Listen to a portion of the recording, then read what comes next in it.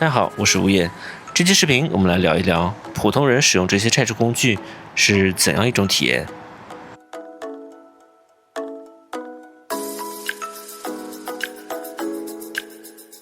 我们第一个先来说一下电镐。电镐前面的凿头是可替换的，那么最常用的是扁的和尖的两种。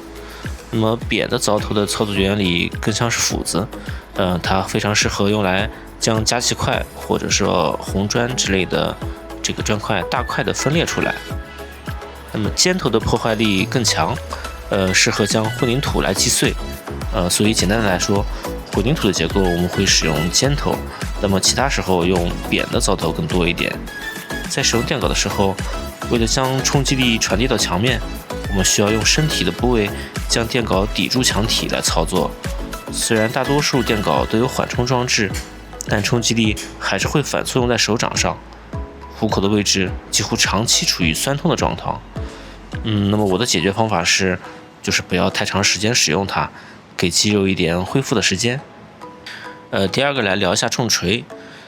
大部分的分享会告诉你，不要使用手臂的力量去挥动它，而是多利用腰部和身体转动的力量来带动它，通过惯性和锤子自身的重量去产生破坏力。那么事实情况也是如此，我用的是12磅，大概是6.6斤的这个八角锤，这个重量也不适合业余人士长时间挥舞，而且更重要的是，锤子和墙面接触时产生的震动会带来很大的心理负担。我如果是邻居，我一定最痛恨重锤的声音，所以我只在为了把墙体打松或者快速拆除松动加气块的时候才会挥舞几下重锤。第三个要说的是撬棍，它可以说是带来最多惊喜的工具。我用的是1.2米长度的，撬棍上产生的杠杆原理能将你的有限力量放大很多倍。你可以用它将砖块直接撬出来，可以用它扩大拆除处的缝隙，把钢筋弄弯，甚至原先完全移动不了的混凝土横梁，它也可以一点一点地将其挪动位置。总之，我在感觉自己力量不足的时候，第一个会想到拿撬棍来试试。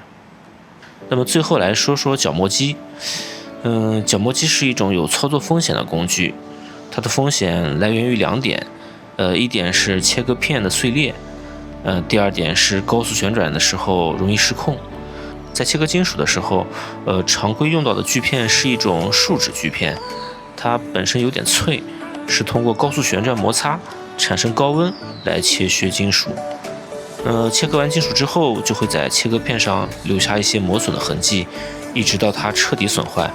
这是一种消耗型的配件，所以每次使用的时候都有一种铤而走险的感觉，因为你不知道它到底什么时候会坏。但我最终还是找到了解决方法。后面几期的视频中，我会用到新的配件，让角磨机的使用变得更加可靠。这些就是我作为一个普通人使用拆除工具的感受。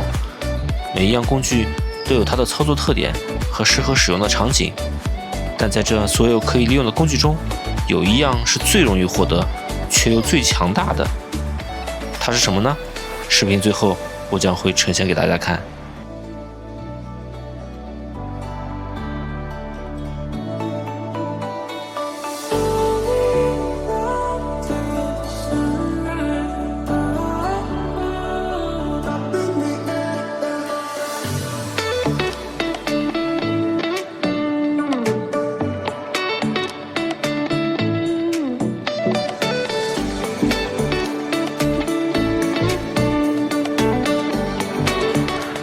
中国古代武术有一句话叫做4两拨千斤，谁能想到我刚才靠一双手竟然推倒了一堵墙。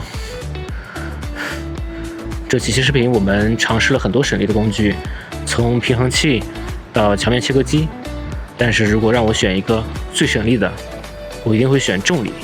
只要你运用得当，悠着点来，重力可以帮助你推倒任何一堵墙。